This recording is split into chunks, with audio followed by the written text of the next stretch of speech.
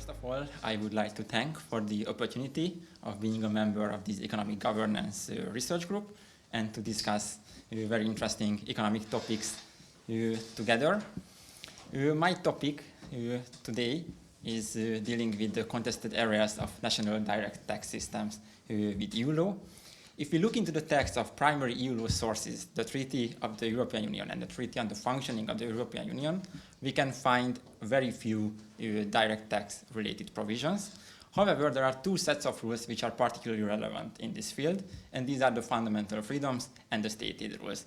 Because even though they are not phrased as tax-related provisions, the European Court of Justice interpreted these rules as also applicable to direct tax measures, and these provisions basically prohibit discrimination between, in the case of fundamental freedoms, between a domestic and a comparable situation which contains some cross-border elements, and in the case of state aid, it also prohibits some sort of prohibition of discrimination in the form of granting a selective advantage to a certain group of taxpayers or the production of certain goods.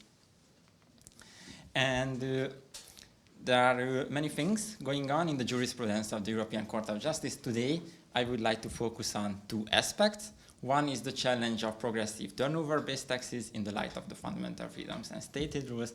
And secondly, the challenge by the Commission of the transfer pricing treatment granted for certain multinational taxpayers by the tax authorities, because they affected many member states, also affected a lot of money, and they are also kind of new in the jurisprudence of European Court of Justice, because these cases started only in the middle of the 2010s decade. So let's start first with the challenges related to the turnover-based business taxes. What does it exactly mean? Because if we hear the word turnover, we tend to associate with some indirect taxes, for example, the value-added tax. But these turnover taxes can also be designed to be imposed on certain economic activities of enterprises. So these are direct taxes, where the basis of assessment is turnover rather than profit, which means that only the revenue is the basis of the assessment of the tax base, without allowing the deduction of related costs or expenditures. The Hungarian legal system is a very good example to find those special sectoral turnover-based taxes. For example, we had the store retail trade tax, the telecommunications tax, the tax on energy suppliers, and also even the European Commission attempted to introduce the so-called digital services tax to impose a tax on the revenue of digital advertising and digital platforms, but they didn't find a consensus at EU level. However, certain member states acted unilaterally and introduced such a digital services tax. And let's see first the compatibility of these taxes with the fundamental freedoms. And here we have the Tesco and the Vodafone cases. What was the problem? The problem was that these taxes were applied in a progressive tax rate structure. So depending on the level of turnover, different tax rates were applicable to the various taxpayers. And if we look into the structure of Tesco, then there was only one single Hungarian entity, the Tesco Global ZRT, and it had several branches. And all of these branches had to aggregate their turnover, and that's how the tax rate was applied. And of course, because of this aggregated turnover, they fell within the highest tax band, and the highest average tax rate was applicable to them, while in the domestic competitors, they worked in a franchise system. That's why that turnover was not aggregated, but only calculated on a standalone basis, and consequently, a lower average tax rate was applicable to them. In the Vodafone case, it was a very similar one. It was related to the Hungarian telecommunication tax, and the one who dominated the market, it was the Vodafone, a British-owned enterprise, and it had a Hungarian subsidiary, and because of the very high level of turnover, there was a higher tax rate, as you can see, 6.5%, while for the domestic taxpayers, they either were exempted or just a very low tax rate was applicable to them. And that's why this were challenged. And the court said that indeed there's a disadvantage in the form of a higher average tax rate for high turnover enterprises, and the Hungarian government tried to justify those differences with reference to the ability to pay principle, meaning that enterprises with higher level of turnover have a higher ability to pay taxes, even disproportionately, so it's fine. And the court, and also it imposed the question whether there is a real indirect discrimination, and to figure out what correlation is required between the distinguishing criterion, here it was the level of turnover, and the cross-border element, which was here the foreign ownership of those enterprises who fell within the highest tax bands. And the court said that the level of turnover is a neutral and objective criterion and also a relevant indicator for a taxpayer's ability to pay taxes. And as a consequence, high turnover and low turnover undertakings were not comparable. And also the fact that foreign-owned enterprises in Hungary paid disproportionately higher taxes than the domestic ones is just a question of the market situation, it's just a question of chance, and there was no inherent discrimination in those taxes.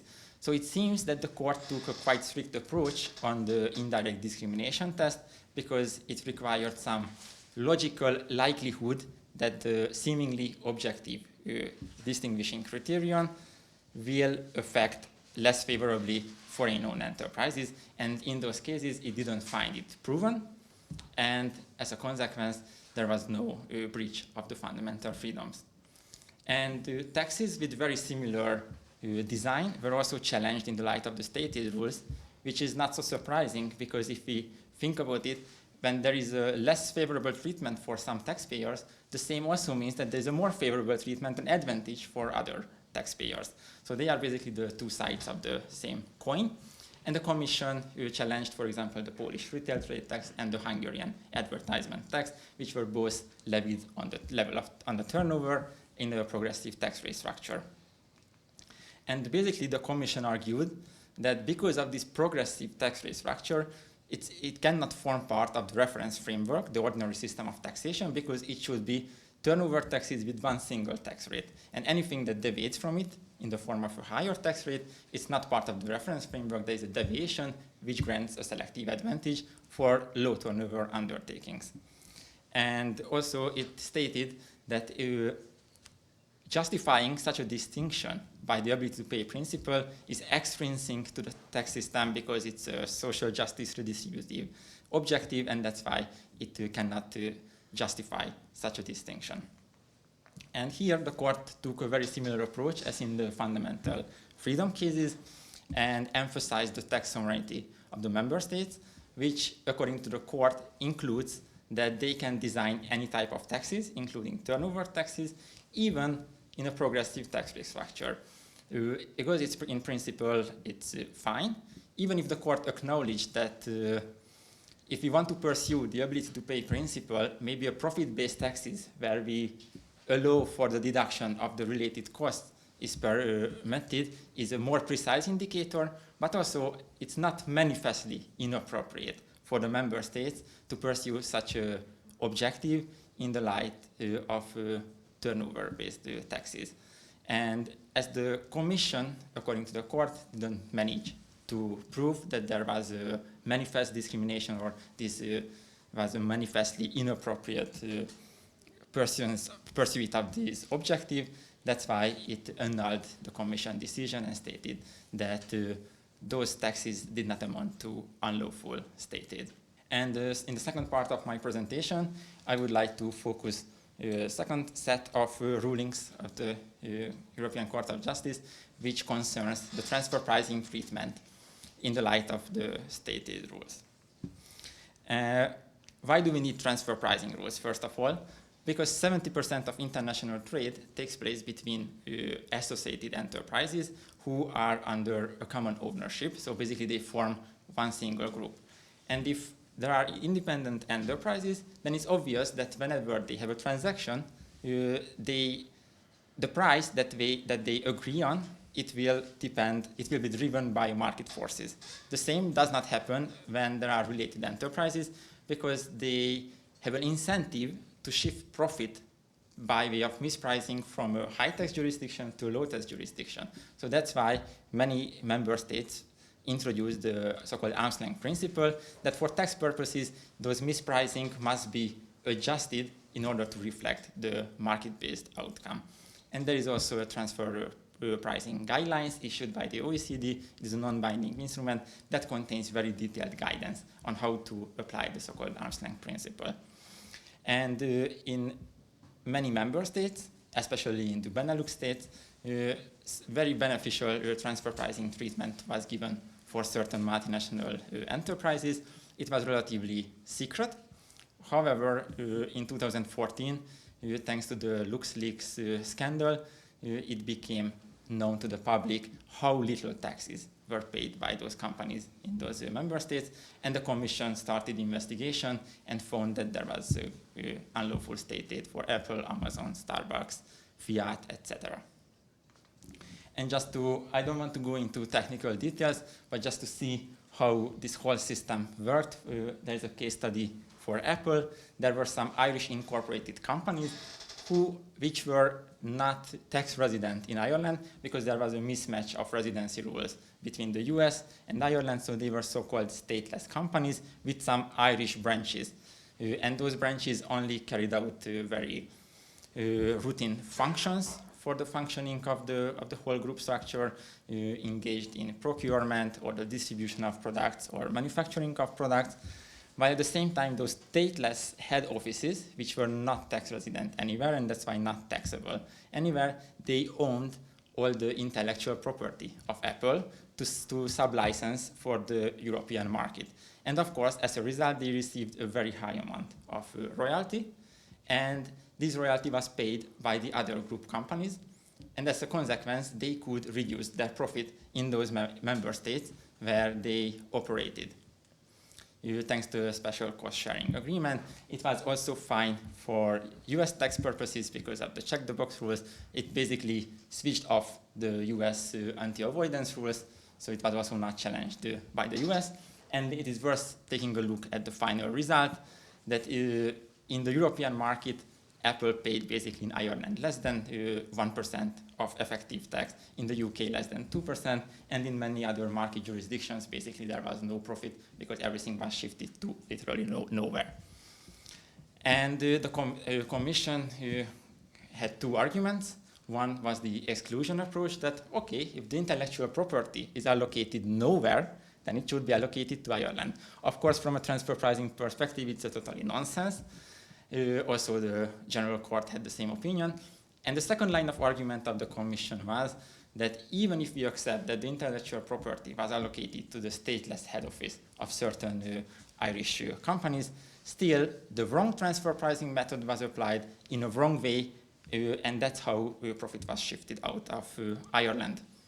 The General Court disagreed with the Commission and annulled the decision. Now it's still a pending case because in stated cases there are two instances. So the Commission appealed to the Court of Justice, but it can be anticipated that the Court of Justice will agree with the General Court and will say that it's not state aid. Because if we look at the value creation of the whole process of the Apple structure, we can see that the real value creation took place in the US. So also transfer pricing experts all agree that indeed it was a tax avoidance scheme, but it was not avoiding Irish taxes, rather US taxes. The only case where we have already a final judgment is the Fiat case. It concerned the transfer pricing treatment of an intragroup financing structure. And here the court emphasized that in the stated rules there is no inherent arm's length principle. So the Commission cannot apply some abstract, noble best practice because they also have to look into the national rules and the national transfer pricing rules and have to decide whether there's a deviation from the normal rules or not within these rulings, and also emphasize that the OECD guidelines are non-binding and they are only relevant to the extent that they are incorporated in the national rules and they cannot be applied contra the national rules. So I would like to conclude with some remarks. Currently, we can see that there is a higher level of deference given by the European Court of Justice to the tax sovereignty of the member states. because it applies a stricter indirect discrimination approach under the fundamental freedoms. It also emphasized that in stated rules, only the national rules can be relevant, and the Commission cannot rely on some external hypothetical tax system. It always has to look into the national rules. And we can see that basically the Commission is losing all of these cases, or already lost, but we cannot really conclude that the Commission is that the role of the Commission is very, very problematic, because the Commission is not only in charge of investigating in state aid, but also the engine of positive harmonization, because it proposes direct tax harmonization measures, and all of these tax avoidance schemes that became known for the wide public, it managed to somehow motivate the member states to accept some harmonized, coordinated rules. If we look into the last decade, we can see that already the Anti-Tax Avoidance Directive, also its amendment was adopted, and just very recently the Global Minimum Tax Directive was also adopted. So there are positive aspects, at least from the point of view of the Commission, in the field of harmonization. And here I would like to thank for your attention.